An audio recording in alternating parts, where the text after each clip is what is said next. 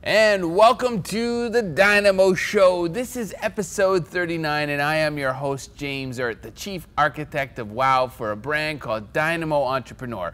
We support experts in living well and doing good, predominantly speakers, authors, coaches, internet marketers, bloggers, you name it. Those that are actually becoming infopreneurs, digital marketers, putting stuff out into the world to support you. We actually have an incredible entrepreneur here today. Her name is Sandy Jamieson. Thank you so much for coming on the show. I'm a big fan of your work. Let's now talk a little bit about the journey. Let's talk about, how did Sandy get here? How did I get here? Yeah. Well, I followed my heart. Cool. I truly believe that everyone should follow their heart to find their authentic self. And so I am here right now celebrating that I've done just that. I've done the inner work, which is a lot of work. I love it. Things come up, and they come up for a reason, and I truly believe that everything we encounter teaches us something. Yes. And so I've done the hard work, and I have a beautiful family, and I'm so grateful to be in this space. I love it. And Thank you me. for authentically recognizing where you are. Thank you. In the moment, presently, on the DYNAMO Show. Yes. So I know you're big into, gratitude, and, what would you say you're most grateful for along the journey? Most grateful for? It's funny, I'm grateful from the moment I wake up until the moment I go to sleep. Ditto that. But most grateful, I would say, for my health. Because I believe that when you have your health, you have everything. True that. I'm a mother to 2 little girls, 2 and 4, and sometimes I'm up through the night. So it's important that I'm exercising, it's important that I'm eating well so that I have the energy and the strength to take care of my family. So you're putting that oxygen mask on you. So what do you do specifically, let's say a day in the life of Sandy, healthy-wise? Well, I go to the gym 5 to 7 days a week. Oh, wow. So that's a big one. That's our daily routine. Nice. And sometimes I don't even have a workout. Sometimes it's sauna, reading in the sauna. Oh, wow. Or sometimes I'm sitting and having a coffee. Okay, very cool. Reading in the sauna is my newest thing for about 2 months. Really? What are you reading on? Right now, like a paper? Yeah. Okay, not like a digital platform. No, not digital. Like fried. So I'm currently reading a book, just finishing a book called It's Not About the Money. So it's about a spiritual journey to drawing more abundance into our life. It's by Brent Kessel. Can money be spiritual? Well, that's the thing, right? I've lived with just the clothes on my back and been happy, and then we introduced the material world. And so I've really had to learn that we do deserve beautiful things. And so money is, take out the attachment to money, right? We deserve to pay our bills. We deserve to live with wonderful things in our life. And so I do believe that, it can be spiritual. Totally. Now, I know you've gone through some challenges with one of your daughters. Care to share a little bit about that? Because as a mom, we got a lot of moms, mompreneurs we'll call them, entrepreneurs, wannapreneurs, that want to be in your shoes and do the successful things that you do. Right. Having a child that's challenged, care to share a little bit about that and how that affects you as an entrepreneur? For sure. My youngest was 8 months old when she was diagnosed with type 1 diabetes. I knew nothing about diabetes at the time and was really naive to think that anyone who had diabetes had too much sugar in their diet. And that was obviously the wrong way to think about diabetes. So at 8 months, she had some trouble breathing. We went off to the hospital, a couple of diapers, and they checked her blood sugar, and she was at 39. So you're supposed to be between 5 and 10 as a child. So we were shipped to Sick Kids, and 3 days later, we were sent home with a diabetes kit. So for the past year, I've really been mindful and in the moment with my children. Healthy eating is #1, so we really focus on health, and I find the balance because I'm not on my technology around my children. I do work when my children are sleeping. That's the biggest tip. You know, every night from 6 to 9 you're up are my designated work hours, because through the day I'm giving 7 needles a day. Every meal my daughter gets a needle, and I'm so grateful that I have the freedom to be home to take care of her. Do that, and that my business can work around my children, because right now what I teach them is the most important thing. And I think that's so important, especially for a lot of the mompreneurs that are watching this. You know, they're always wondering, like, we don't have any time. I don't have any, you know, energy left over at the end of the day. Let's talk energy. I mean, one of the obvious reason is health. But energy-wise, you know, what would you say to moms out there that basically go through the day doing all the things that they do? And being a mom or even a single mom is one of the hardest things you can do, you know, as we all know. Energy-wise, any tips for that? Energy is a big thing. You need to put your energy into the things that you want. So I don't focus on, I don't have time, I don't have energy, I don't have money. I put my energy into the things that I want. So I give gratitude for energy. I give gratitude for sleep. I give gratitude for my health every day. I teach this to my children. Oh, that's right from the minute I wake up, it's the positive self-talk, right? Right to the minute I go to bed, I listen to an affirmation meditation at bedtime. Nice. Because I believe that I need to give myself that time. So it's taking the me time as well. I'm a big believer in self-love, and me time. So many moms forget about me time. They forget about it, and so my kids are up at 6. And by 9 o'clock, we're ready to go somewhere. That's why we have the routine of the gym. And that way I can give everything to them when I know I'm going to get 2 hours to myself every day. And on the weekends, my partner will do housework if I go to the gym. And I commend you, like even talking about putting your technology away throughout the day or whatever, and focusing undivided attention with these youngsters. And even with the healthy eating with them, or some of the things that you teach them about gratitude and affirmations, it becomes habitual to them. Yes. They don't know any different if you're not introducing junk food, right? If they're eating properly and clean out of the gate, and they're drinking good water or alkaline water or whatever, that's what they know. Exactly. It's what we actually introduce to our children, exactly. right? So let's play a game. Let's say, like, let's talk about Sandy 5 years from now. What is Sandy doing? What's a perfect world situation? 5 years from now, I'm actually, I have a screenplay that I started writing, so that's been on hold since having children, but in 5 years from now, I would love to get back into that. Very cool. And, what's it called? Are you allowed to share it? I mean, sure. It's called Green Love. Green Love. There you go. After the demise of a serious relationship, a modern-day hippie is plunged back into a brand new dating world, writing her way to true love. Oh, I love Seth Rogen, you're if you're listening. You're manifesting it. Seth! Yeah, you're a big Seth fan? I would love to be working. That's a dream project for sure, to work with Seth Rogen. Oh my God, that would be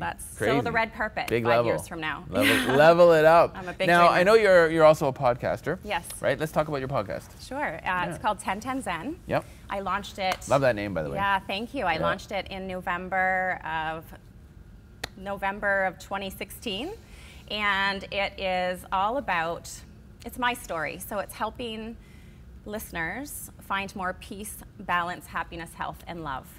So it's really my journey and how I stay on top, and sharing strategies and tips that I'm using in my own life and helping other people who want that help, right? It's a natural part of who I am. The podcast came to life because I actually worked on the morning show for a radio station a number of years ago, and that was something that I loved, and I have that gift of communicating with people, and I recognize that.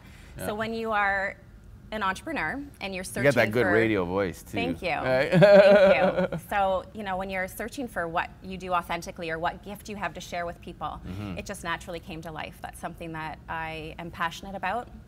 And so 1 day a week, I commit the time to working on the podcast, and I'm, you know, how many episodes in now? It's I love just the different vehicles of communication that we have access to. Absolutely. And they're cheap or free, right? How cool is that? Like, anybody out there can actually go onto the internet, type in, you know, GOOGLE, and have everything, all the information they need to figure out anything, including podcasting, to get what's in their heart, what's in their head, out there to the world? Well, I'm actually working on a project with two other entrepreneurs at this time as well. It's a talk show. Oh, cool. And we're going to do a YouTube channel. So that's Nice. just launching. It's called Chick Chat. Chick Chat. Chick Chat. Okay, So very Chick cool. Chat Sessions will be Chick the Chat. YouTube channel. Nice. And it's really a positive show about, I mean, our first episode will be on self-love, but it's three women who are beautiful and I mean beautiful in spirit, and we have such different perspectives, and we're coming together really just to share our positive perspective on life. 4 chicks, no guy chat.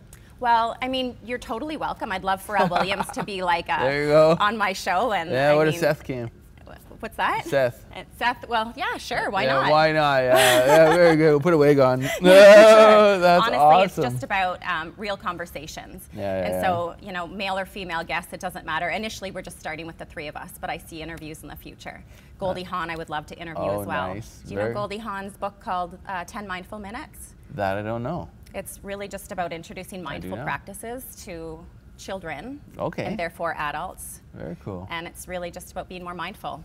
Do you mind telling our viewers how they tune into your podcast or how they find out more about Sandy Jamieson? Absolutely. You can find me, well, I'm on Facebook, of course, and lots of social media, but 1010 Zen, so 1010zen.com. Awesome, awesome, awesome. Well, thank you so much for Thank coming you. on this show. I appreciate it. I'm going to check out your podcast. Thank you. you. Love your energy, and thank you so much for tuning in. Stay tuned right after this short commercial break, and we will bring our next guest.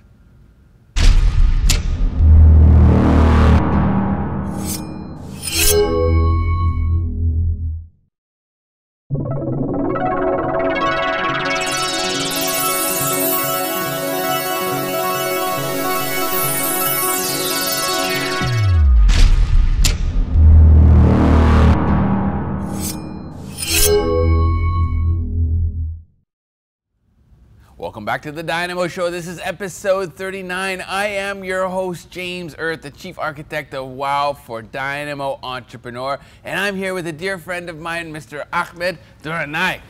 Hello, James.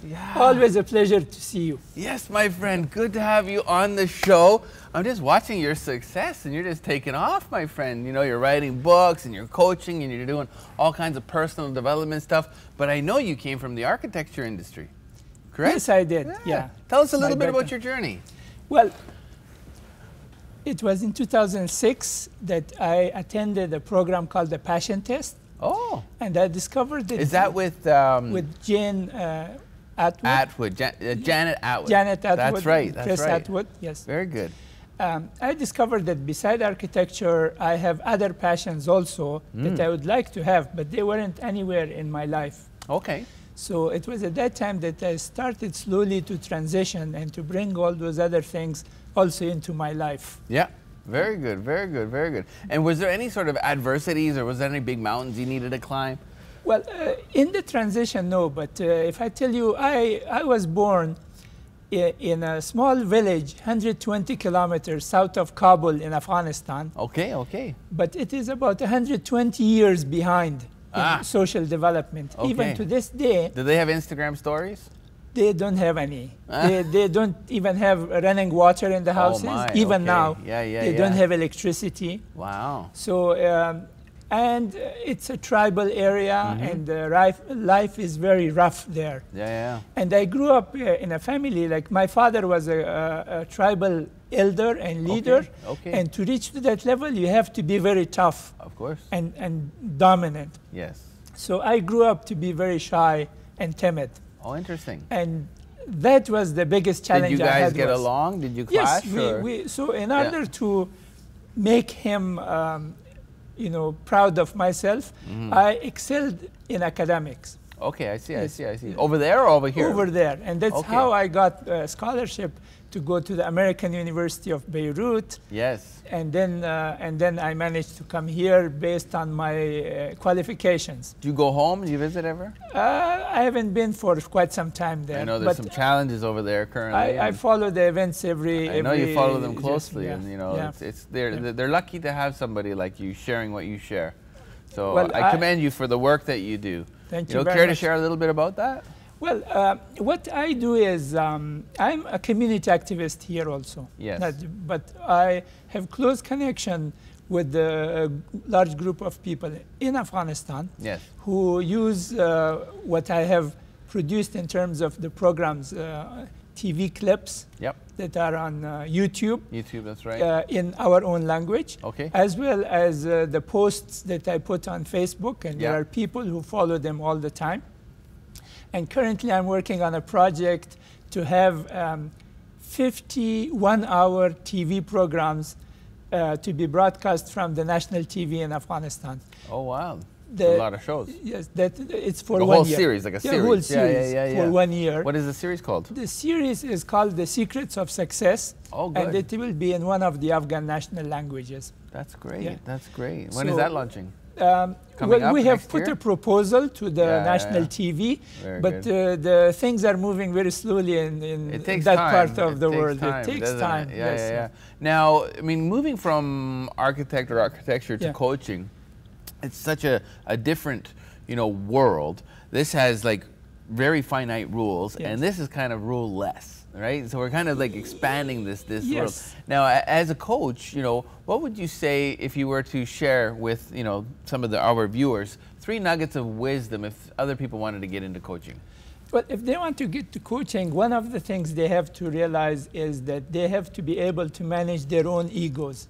Their own egos. Yes. Okay. Coming from architectural background, the architects are trained to have an inflated ego. Yeah. Otherwise, they won't be powerful enough to impose a particular order on nature Yes. and design Yes. in a certain way, right? Dominant. But when you become a coach, you have to manage to leash that ego and make it more manageable. Yeah. That will be lesson number 1. Lesson number 2 is you have to come from a background of service. Serving others. Serving others. Deserve, as our friend James exactly. McNeil, deserve. The is, more you serve, the more more you you deserve, deserve. That's right. as James McNeil says all the time. And the third lesson that I have learned is that you should look at how you impact the people and always monitor how that people are impacted by what you do with them. That's so powerful. Yeah. So powerful. To be the change first. Exactly. To guide and to inspire. We can't control anybody, really. Ultimately, all we can really do is empower ourselves and inspire the world, share knowledge like you're sharing. A lot of these people, let's say like in Afghanistan, they don't have access to a lot of this stuff. That's So correct. you're bringing that Yeah. access to them, and ultimately you've already built the attention, so you now have the attention of them and this large group of individuals there in order for you to distribute this information not only as a coach one-to-one, but now one-to-many. That's It's a correct. powerful vehicle, Yes. right? Yeah. Especially with the tools that we have nowadays, like all the social media. A lot of it is either free or very inexpensive. Yes, and my focus is in Afghanistan and in the developing world is on the youth, because They're our they future. own the future. That's right. If they get all the tools that we use here for coaching and they have access to it, then they will be much better leaders than what those societies currently have. 100%, 100%. I actually love Afghani food. I had some. It was just over here on Ontario Street. What is the restaurant? Watan. Yeah, crazy. So, and I got a good buddy. He shares a lot of information with me about some of the stuff that's going on there and the turmoil that his own family went through. So it's sad that, the world has a lot of these little pockets right now, but it's great that people such as yourself care about those individuals enough to give them the tools. The saying goes, you give a fish to a man or a woman, whatever, he eats for a day. You teach them how to fish, they eat for a lifetime. But when you teach the teachers how to teach the teachers, everybody eats. Yes, exactly. Right? So that's cool. So what's next on your journey? So what I have done is, as you are aware, I'm the author of 2 books. Yeah. One of them became an Congratulations. international Yeah, bestseller. congrats for that. Thank you. Good for you. Thank you. I have developed programs based on the content of those books. Yeah. And the TV project that I just mentioned is also right. based on. So they're my kind of book. tied in together. Yes, tied in together. Okay, cool. And at the same time, I have 2 programs. One of them is called Success 101, and one of them is called Success Unlimited. Okay. that are geared for audiences here. Okay. And they're all based on my book, the Leadership Zone. Very and cool.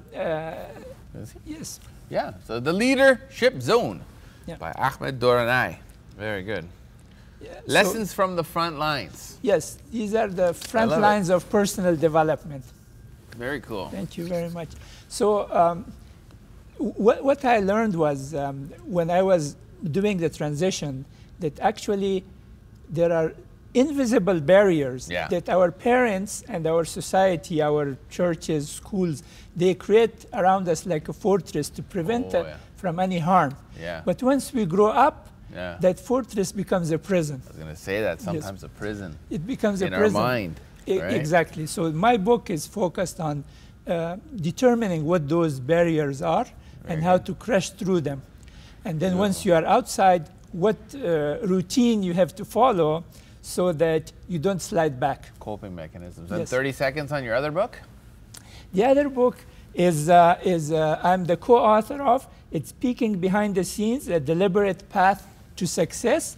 And this book has the story of several co-authors of how they reached their success. I love it. What was the journey that they had on their way to success. Very cool. So, by the way, mine is the first chapter. Oh, good, good, good. So, like on a final note, how do they actually find you and connect with you if they're interested in collaborating with some of your stuff? Care to share with them quickly? I have a website. It's called Duranai Enterprises, D-U-R-A-N-E-T Enterprise.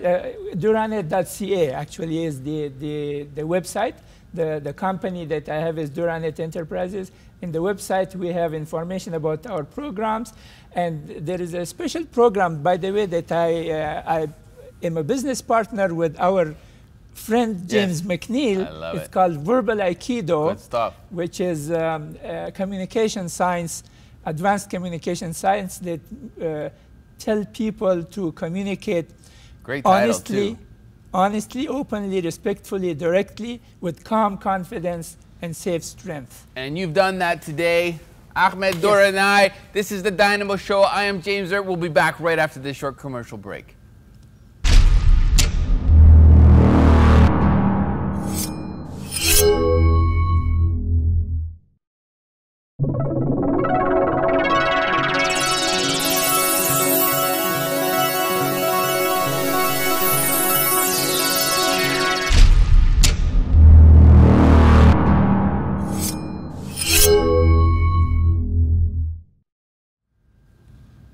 Welcome back to the Dynamo Show. This is episode 39. I am your host, James Erdt, the chief architect of WOW for a brand called DYNAMO Entrepreneur. We support entrepreneurs, experts, people that are really lifting up the game, leveling up, creating solutions for people such as yourself to make your own life better. We have one of them here today. Her name is Lana Plat. She has a powerful story and she's going to share it with us. Thank you, James. Welcome to the show. Thank you. I am, you know, checking out and doing my research on my guests. I'm amazed at, you know, some of the stuff that you're doing, and I know you're going to share a little bit about your business side of things and how successful you've become. However, let's talk a little bit about the journey. Let's talk about, you know, how did Lana get here? You know, maybe some of the younger years, because I know you come from another country. Yes, I was born in Ukraine. Yeah. In fact, when I was 7 years old, I almost died. Oh my. But I guess some providence saved me for better things to do in life. I had meningitis, and my parents didn't know what to do with me. And then there were This is when you were 7? When I was 7. Yeah. A lot of doctors were checking me out and thinking that maybe it's a liver, maybe it's a stomach. Actually, in my music school, I just got the virus. With 2 other people. And both of them unfortunately died. Oh my, so it was serious. Because back in the day, we had no vaccine, and there was really no treatment.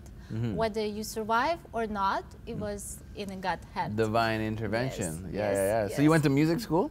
Yes, I took piano. I mostly took it for my mother. She really wanted me to play. It wasn't my passion. I love to sing. I love to dance. I don't really like to play piano. No, okay, the not truth my comes strong out. suit. I hope your Yeah, mom's not yes. watching. Mom knew that all along, but she thought that maybe in the process Yeah. I'll change my mind and, you know, I'll Yeah. get really into it. It never happened for me. I guess we all have to go with our own talents. True, true. And Good with for our your own mom, though. Like, passion, it's so yeah. important for parents to put their kids into something.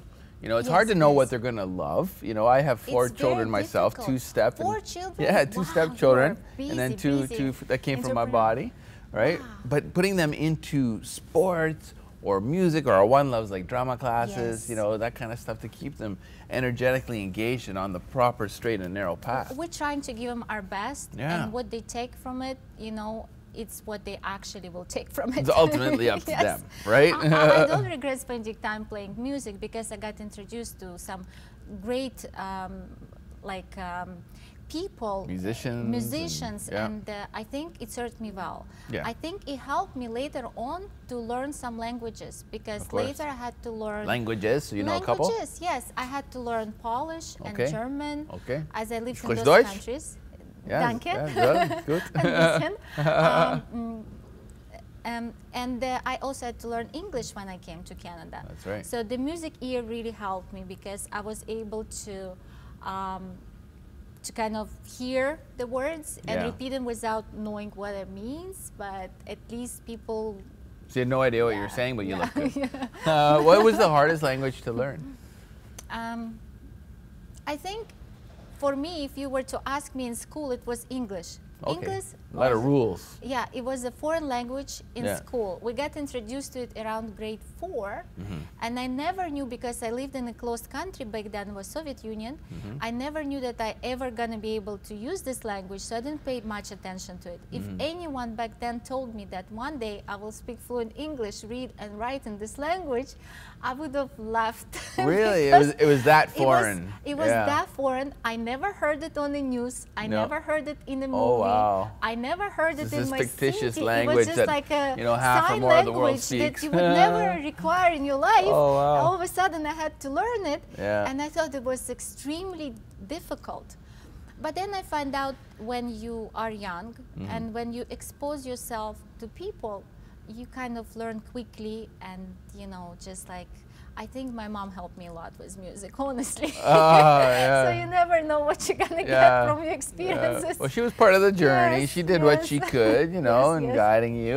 Now, when did you actually come to Canada? I came in 1991. Okay. And prior to that, I already lived in Europe. Okay, whereabouts? I lived in Austria from Okay. 16 to 17. Österreich. Yes. Very good. Whereabouts? And I lived in Graz. Okay, cool. Yeah, Schwarzenegger city. Yeah. I go Yes. skiing actually in Kitzbühel. Yes. Yeah, yes. Kitzbühel, Hahnenkamm. Yeah. You know, it's the longest race circuit in the world for downhill I skiing. know. It's phenomenal. Yeah, there to phenomenal. ski. Phenomenal. I remember they allowed us to try the ski run, and I thought I was already racing at the time, and I was strong legs. I said I was racing in Canada because I was actually racing for juniors in Austria. But that circuit that the pros race, I had to stop 3 times. That's how long the thing is. I was just like, how do they get down there at that speed, doing what they do? The level of professionalism those ski racers are. They're into it. It's crazy. Yeah, they're crazy. into it. They're Austria's really into beautiful. it. Yeah. I never was introduced to skiing that way from the mountains because Yeah. in my country we just go like we go just like the cross country skiing. Yeah. So Flatter. that's, yeah, on the flat. I On the never flat. knew like you can Yeah. go from mountain like Not that. mountain like that. It's Yeah. fun. yeah. That's awesome. So then Austria. So what's after Austria? In Austria, I spent a year, and then I Okay. spent a year in Poland. Nice. Whereabouts? In Łódź, I studied economics there. Yeah. And then I decided that I would like to move to Canada. Okay. And, Why? Because back in Europe, it was very difficult to get accomplished as much as I wanted to be accomplished. It Interesting. would have taken me 10 years of my life just to get the paperwork straight so that I can do something important with Interesting. my life. So it's in harder to fact- get that in Europe, you find? It is. Really? And back in the day, it's how it was. Huh. Back in the day in Austria, you had to study for 3 years Mm-hmm. to be able to work as a cashier.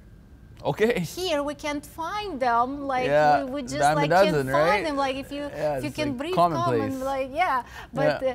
but there you had to studied 3 years. Oh, wow. I think I learned a lot in Austria because everybody there is very punctual. They're very detail oriented. Yes. They expect it from you at work. Yes. I think it taught me a lot. The perfectionism over there is very different. The attention to It detail is, and this. yes. It's, you have to be everything is early. clean. Everything has to be like, yes. And it's a different world. Like, I think it changed me a lot from where I was coming in from back home. It's more like leisure, like, you know.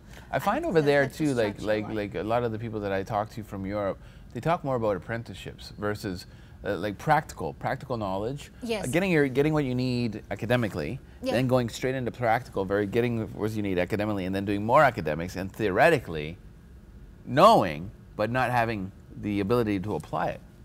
So how my program was structured, I had to work 3 days at like 1/3 of a regular pay, and then go to school for 2 days. Okay. And that I had to do for 3 years. Yeah, so you're applying it. You're an apprentice. Yeah, I was an apprentice. Yeah, that's amazing, right? So then you're getting that hands-on skills. So let's say, let's play a little game. Where do you see Lana in, let's say, 5 years? Like perfect world. Perfect word. I see myself sour worm lying on the beach. Oh, nice. And doing business on my phone. That's it. It's amazing, eh? Like how things, like we have like all of my entire business is here now, you know? It's like I can go anywhere in the world. I can talk to anyone I want.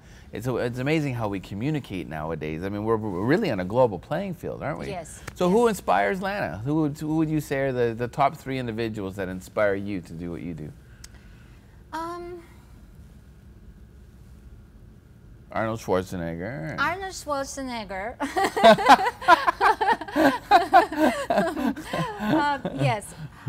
If we talk about Arnold Schwarzenegger, what he used to become successful, I think can help anyone. Totally. He hired the best coaches in fitness, and he became very famous and good in that. Then he done the same for the property investment. He actually became an investor.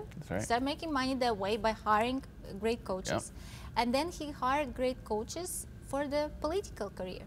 That's right. And before that, like, he had a career in a film. That's how well known. So everywhere he went, I think he's a great example that you have to rely on somebody who went there before you. Kind of like lead the way, and without you spending 20, 40 years just going in a circle. Any females? So in my industry, there are not a lot of females that I can learn from. It was mostly... It's true. It's male-dominated, isn't it? Male-dominated. All our coaches, #1 coaches, are male figures. That's right. That's right. You know what? We're going to talk about those. We're going to talk about the business side of what you do right after this short commercial break. Awesome. I am James Erdt. This is the Dynamo Show. Hang tight. We're going to go for a commercial, and we'll be right back.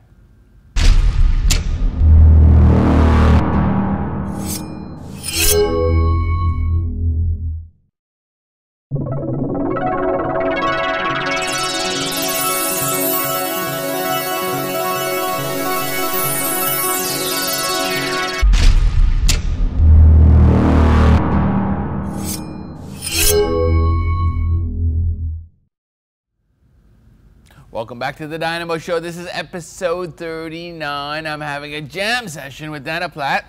Yeah, girl. So let's talk real estate. Okay, let's talk, you know, a little bit about, you know, how you got into it and what you're doing now. So how I got in it, very simple. When I moved to Austria, I had to rent my first place. I had to pay rent, and I hated it. I knew I wanted to own and somebody else pay me rent rather than me paying somebody else's rent. I know all about and so that. I had that frame of mind, and I actually graduated in IT. Okay, okay. But even before totally different than what you're doing now. Even before I graduated in Canada, I got married 19 years old, and the first thing I thought we're going to spend our first $5,000 with my husband that we earned serving tables in restaurant, that we're going to spend on buying a property. Okay. And so at 19 years old, before I even got the OSAP to go to study, my last paycheck together, we put down as a down payment on a townhome. And 5,000 goes a lot further back then than it does now. A lot further back then. It's 22 years ago. Yeah. Okay. Yes. Yeah. So you started when you were like 3. I started when I was 19 as an kidding. investor. And then my friends were at the time either my age or even older. And they just kind of look at that. They said that it's crazy. It was like a pre-development. It's supposed to take 3 years to build, exactly enough time for me to finish DeVry University with honors and get a job. So yeah, I planned that it's going to take that much, and by then I'll be able to make those huge pay it off. monthly payments. Yeah. Where was it? Where was the first property? It was on Bayview. Yeah. And Bayview and Elgin Mills. Okay. Yeah, that area changed a lot in 22 years. Yeah, Back in the day, it was just like far remote area, and when I drove my parents to show them my lower, first place everything now is and like my just growing sister, upwards. they were just saying like, "Where are you going? You're like out of town." Yeah. And at the time, I was going to school in Mississauga, and living in North York, so that was like totally out of town. Out of the way. Yeah, out of the way. Yeah. But then eventually it got built. It also got postponed a little bit. That happens. Yeah, it was just like the developments took longer than expected. But by the time it was finished, I already had my job. I already had my bonuses of performance because I done pretty well. Yeah. And that's how I went into real estate without knowing it, owning my first property. Yeah. And then helping my friends, because they would say like, I'm going to buy something. Do you guys want to go and look? Like, because everybody has this fear when they're young to get into real estate. They think rather than spending, fear. Yeah. They fear because they think that, you know, it's expensive. It's much easier to pay rent.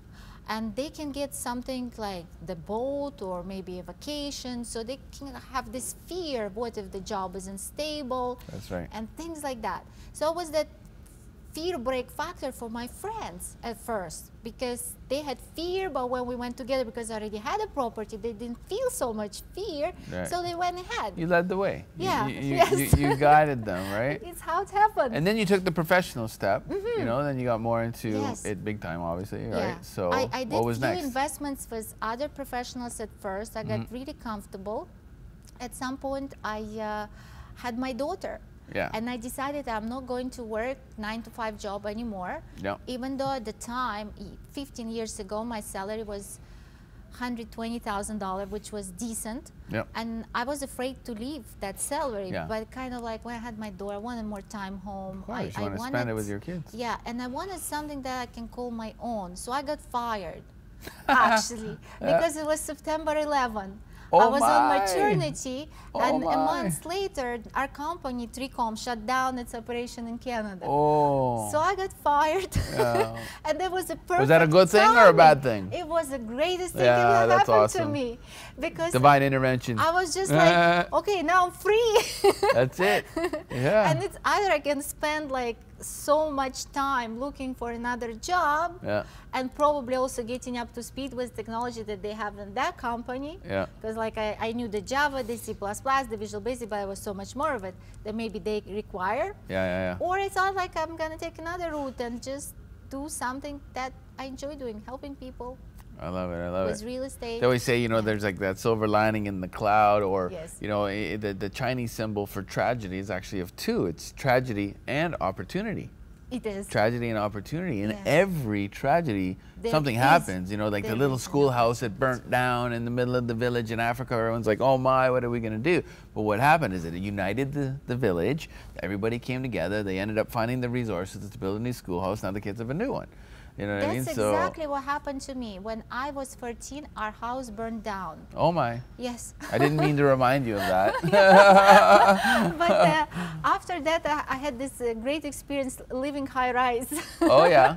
Do you like living in high rises? No, I prefer to live in a home. But I'm a condo guy. I'm an investor as well. I have 4 units over at the Marilyn Monroe Towers in Mississauga. It's beautiful. Yeah, it's beautiful. so I'm just looking at the penthouse right now. It's beautiful. I'm very excited. And they're going to build MCT there. You see that? Yes. Isn't that gorgeous? Actually, I'm a little upset because they have one building going up that's 60 floors and mine is 56.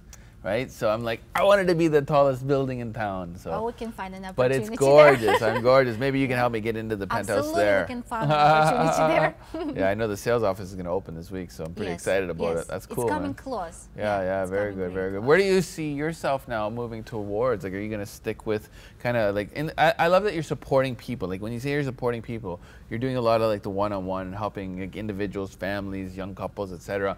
But what about like coaching and stuff? Like coaching one-to-many? I think it would be a next step for me to help coaching, because some of the agents and some of the investors ask me how I do it, and I help them as much as possible when they are my client or when I'm working with their referral. But I would love to spend more time actually doing that coaching. Yeah, because you know so much. You have so much wisdom, right? I see a lot of failure in our industry. A lot of agents fail. Why do they fail? Because they come in without a business mindset. And sometimes what do they come in with? They come in thinking that it's easy because we look pretty on our ads. We're all #1 and we all do great. But then in our industry, if you look at statistics, only 20% of the agents sell homes. The other 80%, they sell none or 1 or 2 homes a year. Oh my. So it's really not worth it for them.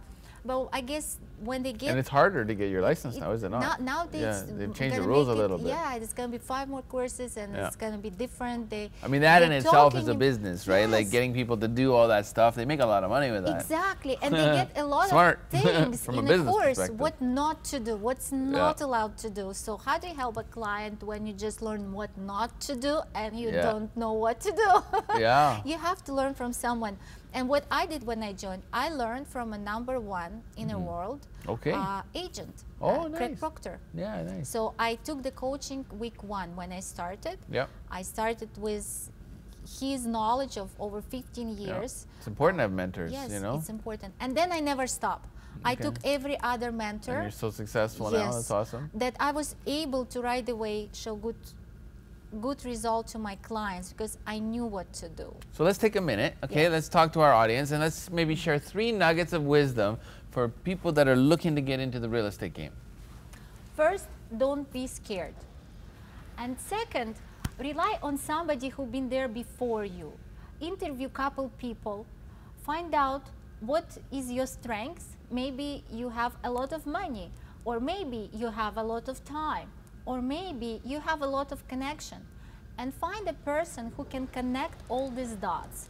Because if you don't have the money, but you have a lot of time, you can be a joint venture partner with somebody who has the money but has no time. And if you have no money and you have no time, but you know great people that are looking out there, you can be a connector, where you connect them to people like me that can help them and to their benefit, where you can be maybe a partial owner. So everything changes in that industry. To stay current, you have to be constantly learning. So how do they connect with the connector being you? Like if you were to share with them, how do they find you? Oh, you can find me. First of all, you can call me. And my cell number is 416-898-3927. There you go. You can email me. It's simple, lana@lanaplat.com. Yep, very good, You can also find me on LinkedIn or Facebook. My name is simple, easy to find, Lana Plat with 1 T. L-A-N-A-P-L-A-T. Boom! That was Lana Plat. I am James Erdt, J-A-M-E-S-E-R-D-T. This is the Dynamo Show. Thank you so much. Namaste. We will see you on episode 40.